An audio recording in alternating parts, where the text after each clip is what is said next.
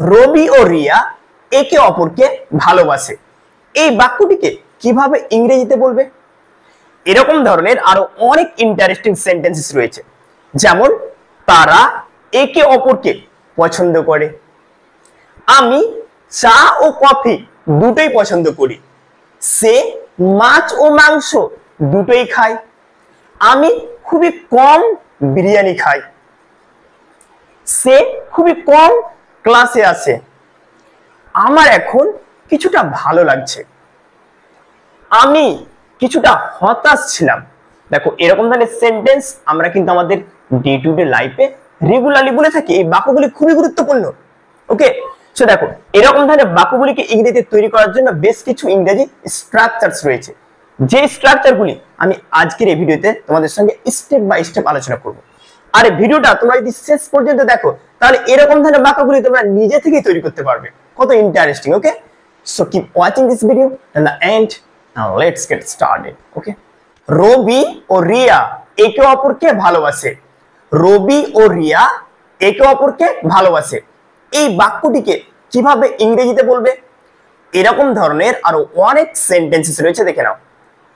তারা একে অপরকে দোষারোপ করছে, ছাত্রছাত্রীরা একে অপরকে সাহায্য করছিল, তারা একে অপরের দিকে তাকিয়েছিল, রবি ও রিয়া একে অপরকে ভালোবাসে। এরকম ধরনের বাক্য আমরা কিন্তু আমাদের ডে টু ডে লাইফে রেগুলারলি বলে থাকি। ওকে, সো এরকম ধরনের বাক্যগুলি কিভাবে ইংরেজিতে বলবে?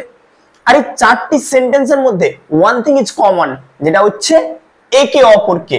ওকে, একে অপরকে। সো একে অপরকে বোঝাতে আমরা ইংরেজিতে কি ব্যবহার করব? একে অপরকে বোঝাতে আমরা ইংরেজিতে ব্যবহার করব each other. Each other, which basically means একে অপরকে। অর্থাৎ ইচ আদার হচ্ছে একটা রিসিপ্রোকাল প্রোনাউন, এমন একটা প্রোনাউন যেখানে একটা অ্যাকশনকে মিউচুয়ালি মানে দুদিক থেকেই করা হবে। ওকে, সো এই বাক্যগুলি আমরা ইচ আদার ব্যবহার করে তৈরি করব। তো চলো বাক্যগুলি কিভাবে তৈরি করতে হয় জেনে নিই। সো আমাদের প্রথম বাক্যটা হচ্ছে রবি ও রিয়া একে অপরকে ভালোবাসে। এই যে একটা action, love, this action is done by mutually, মানে দুই সাইড থেকে এই অ্যাকশনটা করা হচ্ছে। ওকে, তো ইচ আদার ব্যবহার করে বাক্যটা তৈরি করব। তো বাক্যটা হবে এরকম, Robi and Riya love each other. হয়ে গেল। Okay, Robi and Riya love each other, অর্থাৎ রবি ও রিয়া একে অপরকে ভালোবাসে। So I hope you are getting যে ইচ আদার বেসিক্যালি মিন্স একে অপরকে। ওকে, তারা একে অপরের দিকে তাকিয়েছিল, বাক্যটা পাস্ট টেন্সে রয়েছে, right? they looked at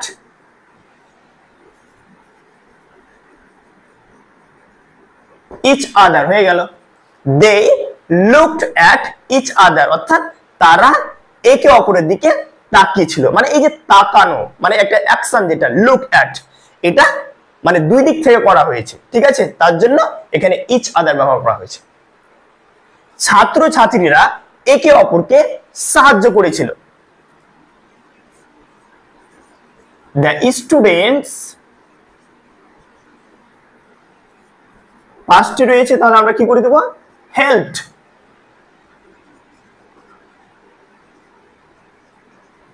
each other। হয়ে গেল। the students helped each other, অর্থাৎ ছাত্রছাত্রীরা একে অপরকে সাহায্য করেছিল।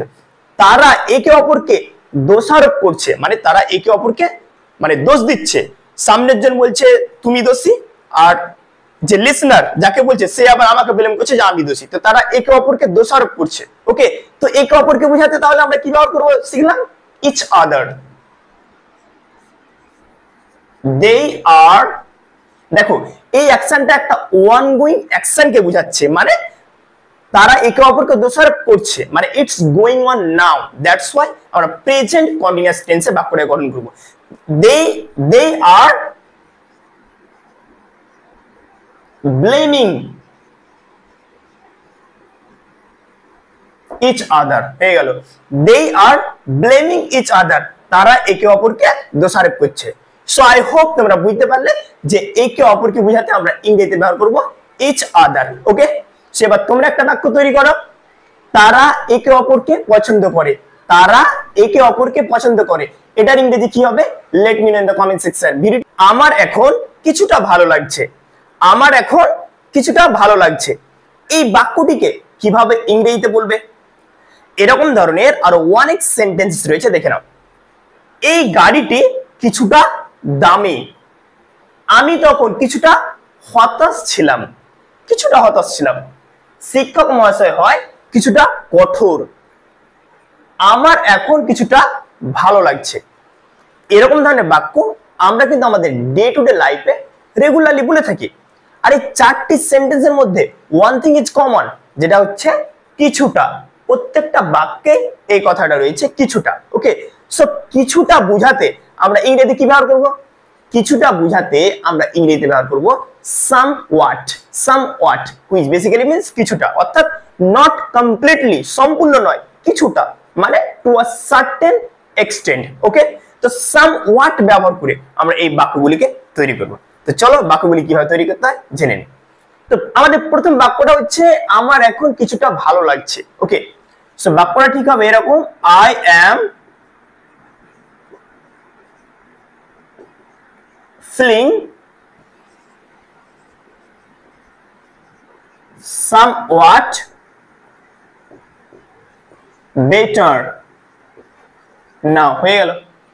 তাহলে এখানে দেখতে পেলে যে somewhat, which basically means কিছুটা, not completely but to a certain extent। okay, so I am feeling somewhat better now, অর্থাৎ আমার এখন কিছুটা ভালো লাগছে। ওকে, নেক্সট ওয়ান, শিক্ষক মহাশয় হয় কিছুটা কঠোর, মানে এমন একজন শিক্ষক যে কমপ্লিটলি স্ট্রিক্ট নয় বাট কিছুটা স্ট্রিক্ট, এই সেন্সটা এখানে বোঝাচ্ছে। তো এখানে আমরা somewhat ব্যবহার করে বাক্যটা তৈরি করব। The teacher is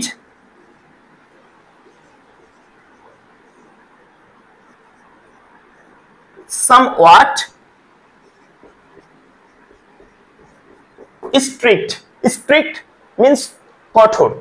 okay, the teacher is somewhat strict, অর্থাৎ শিক্ষক মহাশয় হয় কিছুটা কঠোর। আমি তখন কিছুটা হতাশ ছিলাম, not completely but to a certain extent, কিছুটা হতাশ ছিলাম। তো somewhat ব্যবহার করব আমরা, যেহেতু এটা পাস্টে রয়েছে তাহলে কি করে দেব? I was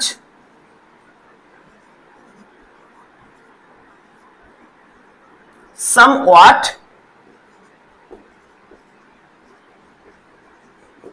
disappointed। I was somewhat disappointed, অর্থাৎ আমি কিছুটা হতাশ ছিলাম। এই গাড়িটা কিছুটা দামি,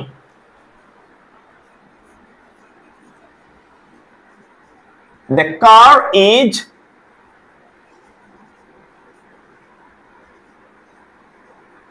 somewhat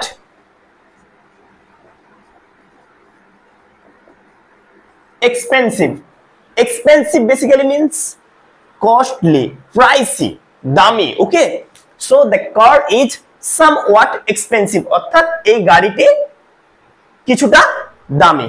okay, so I hope তোমরা বুঝতে পারলে যে এরকম ধরনের বাক্যগুলি কিভাবে ইংরেজিতে তৈরি করতে হয়। এবার তোমরা একটা বাক্য তৈরি করো, সে হয় কিছুটা অলস, সে হয় কিছুটা অলস, এটার ইংরেজি কি হবে? Let me know in the comment section. আমি খুবই কম বিরিয়ানি খাই, আমি খুবই কম বিরিয়ানি খাই, এই বাক্যটিকে কিভাবে ইংরেজিতে বলবে? এরকম ধরনের আরো অনেক সেন্টেন্সেস রয়েছে, দেখে নাও। সে ক্লাসে খুবই কম আসে, আমি খুবই কম গল্প পড়ি, আমি খুবই কম গল্প পড়ি। সে খুবই কম চা পান করে, আমি খুবই কম বিরিয়ানি খাই। এরকম ধরনের সেন্টেন্স আমরা কিন্তু আমাদের ডে টু ডে লাইফে রেগুলারলি বলে থাকি। আর এই চারটি সেন্টেন্সের মধ্যে ওয়ান থিং ইজ কমন, যেটা হচ্ছে খুবই কম, খুবই কম।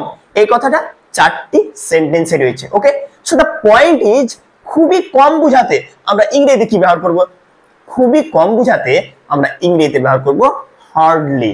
Hardly which basically means almost none, না বললেই চলে। ফর ইনস্ট্যান্সেস আমি যদি বলি যে আমি খুবই কম বিরিয়ানি খাই, ইট বেসিক্যালি মিন্স যে আমার বিরিয়ানি খাওয়া না বললেই চলে, একদম রেয়ার, খুবই কম বিরিয়ানি আমি খাই। ওকে, এরকম সেন্স বোঝাতে আমরা হার্ডলি, যেটার বাংলা অর্থ হচ্ছে খুবই কম বা কদাচিৎ, না বললেই চলে, এটাকে আমরা ব্যবহার করব। ওকে, সো এই বাক্যগুলিকে আমরা হার্ডলি ব্যবহার করে তৈরি করব। তো চলো কিভাবে তৈরি করতে হয় জেনে নিই। সো প্রথম বাক্যটা কি রয়েছে, সে ক্লাসে খুবই কম আসে। সি হার্ডলি, যেটা বাংলা অর্থ হচ্ছে খুবই কম। Okay, comes to the class, হয়ে গেল। She hardly comes to the class, অর্থাৎ সে ক্লাসে খুবই কম আসে। আমি খুবই কম গল্প পড়ি। আই হার্ডলি রিড স্টোরিজ, হয়ে গেল। আই হার্ডলি রিড স্টোরিজ, অর্থাৎ আমি খুবই কম গল্প পড়ি। ওকে, ইট মিনস গল্প পড়ার প্রতি আমার ইন্টারেস্ট নেই, আমার অন্য কোনো অ্যাকশনের প্রতি ইন্টারেস্ট রয়েছে। Okay, like singing or gardening or something else. Okay, সে খুবই কম চা পান করে, অর্থাৎ তার চা পান করার পরিমাণ না বললেই চলে। ওকে, অলমোস্ট নান, হালকা, খুবই কম চা পান করে, এরকম বোঝাচ্ছে। তো এই বাক্যটাকে আমরা হার্ডলি ব্যবহার করে তৈরি করব। হি হার্ডলি ড্রিঙ্কস টি, হয়ে গেল। হি হার্ডলি ড্রিঙ্কস টি, সে খুবই কম চা পান করে। অ্যাকচুয়ালি হার্ডলি কে নেগেটিভ সেন্সে ইউজ করা হয় একটা সেন্টেন্সে, হার্ডলি, যেটা একটা নেগেটিভ সেন্স প্রোভাইড করে। ওকে, আমি খুবই কম বিরিয়ানি খাই। I hardly it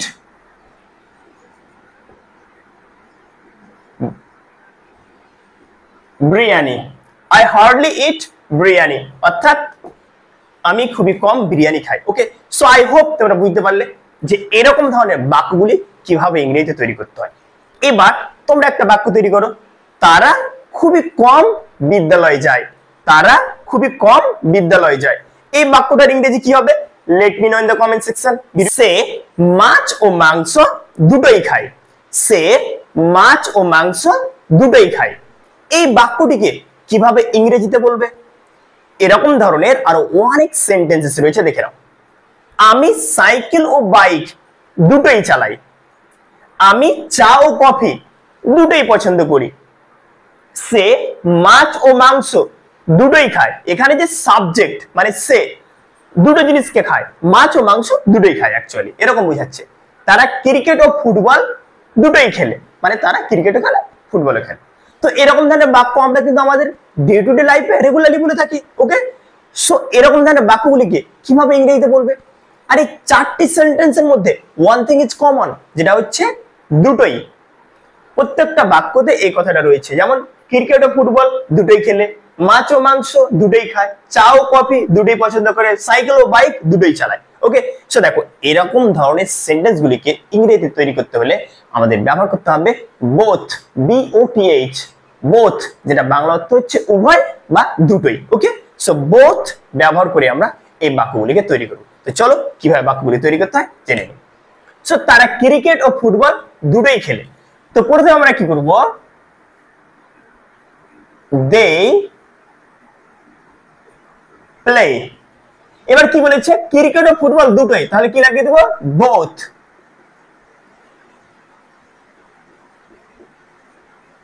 cricket and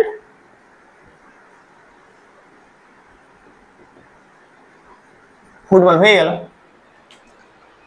cricket and football, they play both cricket and football, অর্থাৎ তারা ক্রিকেট ও ফুটবল দুটোই খেলে। সেন্টেন্সের structure very simple, subject verb তারপরে বোথ, এবং যে দুটো জিনিসের কথা বলা হবে সেটা লাগিয়ে দেবো। যেমন এখানে কি বলছে? ক্রিকেট ও ফুটবল, ক্রিকেট এন্ড ফুটবল লাগিয়ে দিয়েছে, দ্যাটস ইট, সেন্টেন্স তৈরি হয়ে গেল। সে মাছ ও মাংস দুটোই খায়। হি ইটস, সে খায় কি বলতো, মাছ ও মাংস দুটোই, তাহলে কি করে দেব, বোথ ফিশ অ্যান্ড মিট হয়ে গেল। He eats both fish and meat, অর্থাৎ সে মাছ ও মাংস দুটোই খায়। নেক্সট ওয়ান, আমি চা ও কফি দুটোই পছন্দ করি। I like both tea and coffee. আমি সাইকেল ও বাইক দুটোই চালাই। I ride both cycle and bike. Okay, so I hope তোমরা বুঝতে পারলে যে এরকম ধরনের বাক্যগুলি কিভাবে ইংরেজিতে তৈরি করতে হয়। এবার তোমরা একটা বাক্য তৈরি করো, তারা গল্প এবং মুভি দুটোই পছন্দ করে। তারা গল্প এবং মুভি দুটোই পছন্দ করে। এটার ইংরেজি কি হবে, let me know in the comment section. তুমি কি কফি পছন্দ করো? তুমি কি কফি পছন্দ করো? এই বাক্যটিকে কিভাবে ইংরেজিতে বলবে? এরকম ধরনের আরো অনেক সেন্টেন্স রয়েছে, দেখে নাও। তারা কি সকালে দৌড়ায়? সে কি পুকুরে সাঁতার কাটে? সে কি পুকুরে সাঁতার কাটে? ওকে, তুমি কি কফি পছন্দ করো? তুমি কি স্কুলে যাও? এরকম ধরনের সেন্টেন্স আমরা কিন্তু আমাদের ডে টু ডে লাইফে রেগুলারলি বলে থাকি। আর এই চারটি সেন্টেন্স হলো ইন্টারোগেটিভ সেন্টেন্স, অর্থাৎ প্রশ্নবোধক বাক্য। আর এই বাক্যগুলি রয়েছে প্রেজেন্ট ইনডেফিনিট টেন্সে, কিন্তু ইন্টারোগেটিভ সেন্টেন্স। ওকে, তো এরকম ধরনের বাক্যগুলিকে ইংরেজিতে বলার জন্য আমাদেরকে যে গঠনটা ফলো করতে হবে সেটা হচ্ছে ডাজ অথবা ডু প্লাস সাবজেক্ট প্লাস ভি1 প্লাস আদার্স। ওকে, ডাজ অথবা ডু প্লাস সাবজেক্ট প্লাস ভি1 অর্থাৎ ভার্বের 1 নম্বর ফর্ম প্লাস আদার্স। এই স্ট্রাকচারটা ব্যবহার করে আমরা এই বাক্যগুলি খুব সহজে তৈরি করতে পারবো। তো চলো বাক্যগুলি কিভাবে তৈরি করতে হয় জেনে নিই। তুমি কি স্কুলে যাও? তাহলে কি করে দেবো আমরা, do you go to school হয়ে গেল। এবার দেখেন আমি গঠনটা কি বলেছিলাম, যে ডু অথবা ডাজ থাকবে। আমি বলে দিচ্ছি, দেখো সাবজেক্ট যদি থার্ড পারসন সিঙ্গুলার হয়, মানে থার্ড পারসন হতে হবে আর একজনকে বোঝাতে হবে। তো সাবজেক্ট যদি থার্ড পারসন সিঙ্গুলার হয়, যেমন হি, সি, ইট বা কারোর নাম, তাহলে ডাজ, আর বাকি সব ক্ষেত্রে ডু। ওকে, তো এখানে ইউ সেকেন্ড পারসন রয়েছে, তার জন্য এখানে ডু ব্যবহার করা হয়েছে। ডু সাবজেক্ট ডু হয়ে গেল, তারপরে সাবজেক্ট ভি1 গো ভার্বের 1 নম্বর ফর্ম এবং বাকি আদার্স। ওকে, সো এই স্ট্রাকচারটা ফলো করে এই বাক্যটি তৈরি করতে পারবে। সো তুমি কি স্কুলে যাও? Do you go to school? তুমি কি কফি পছন্দ করো? Do you like coffee? Do you like coffee? Do you like coffee? তুমি কি কফি পছন্দ করো? সে কি পুকুরে সাঁতার কাটে? এবার দেখো সে মানে কি থার্ড পারসন সিঙ্গুলার, তাহলে আমরা কি নিব এখানে, ডাজ। তাহলে ডাজ হি, এখানে হি রয়েছে তার জন্য ডাজ হলো, কারণ হি হচ্ছে third person singular. Does he swim in the pond? হয়ে গেল। Does he swim in the pond? সে কি পুকুরে সাঁতার কাটে? তারা কি সকালে দৌড়ায়? দেখো তারা মানে কি দে, দে হচ্ছে থার্ড পারসন বাট এটা প্লুরাল, তার জন্য আমরা ডুই ব্যবহার করব। Do they ran in the morning? Do they run in the morning? অর্থাৎ তারা কি সকালে দৌড়ায়। ওকে, সো আই হোপ তোমরা বুঝতে পারলে যে এরকম ধাঁচের মানে এরকম ধরনের যখন তোমরা বাক্য বলবে তখন কিন্তু অবশ্যই তোমরা এই গঠনটাকে ফলো করবে। ওকে, এবার তোমরা একটা বাক্য তৈরি করো। তারা কি পুকুরে মাছ ধরে? তারা কি পুকুরে মাছ ধরে? এটার ইংরেজি কি হবে? Let me know in the comment section. ভিডিওটি ভালো লাগলে অবশ্যই লাইক করবেন, শেয়ার করবেন এবং বাংলা থেকে ইংরেজি শেখার জন্য অবশ্যই ফলো করো। Thank you.